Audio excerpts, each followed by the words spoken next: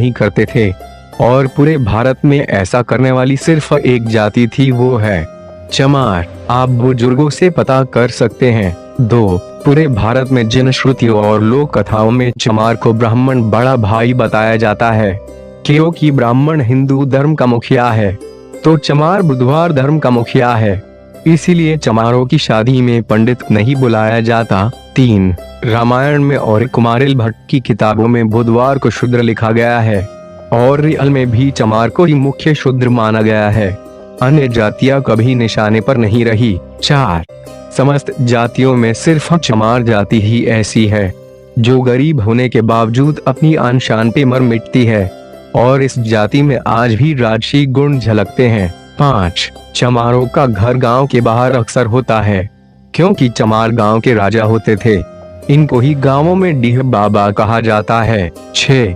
चमार जाति से बौद्ध धर्म छीनने के बाद उसे धर्म विहीन कर दिया गया था और अछूत इसलिए बना दिया गया कि यह जाति फिर कहीं से बौद्ध धर्म ना खड़ा कर पाए। 7.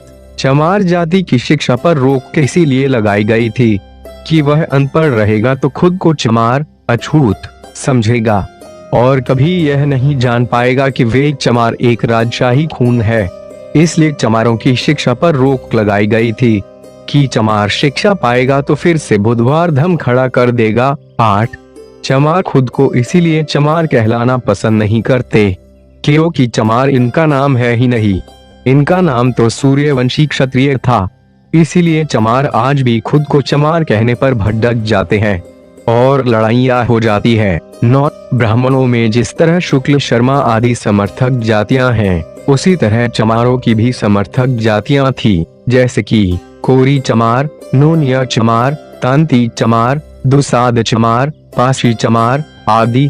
लेकिन चमारों की सत्ता विलुप्त होने के बाद इन सब में फुट पड़ती गई। 10. चंद्रगुप्त मौर्य भी चमार थे लेकिन गोरे और सुंदर थे, जबकि चाणक्य ब्राह्मण था और काला, इसीलिए कहावत बन गई कि काला बाभन गोरा चमार दुई जात से सदा होशियार। 11. जो भी जातियां आ रही नहीं थी वो चमार कहलाती थी और ऐसा आज भी है, चाहे मौर्य हो या नोनिया या दुशाध्या, अन्य शूद्र ब्राह्मण सबको चमार ही कहता है। ये सारी बातें जो ऊपर लिखी गई हैं, ये वर्मा और तिब्बत के बौद्ध ग्रंथ में इसका प्रमाण है और अधिक जानकारी हेतु आप बाबा साहब की लिखी किताब हु वॉज शूद्र कौन थे से पढ़ सकते हैं।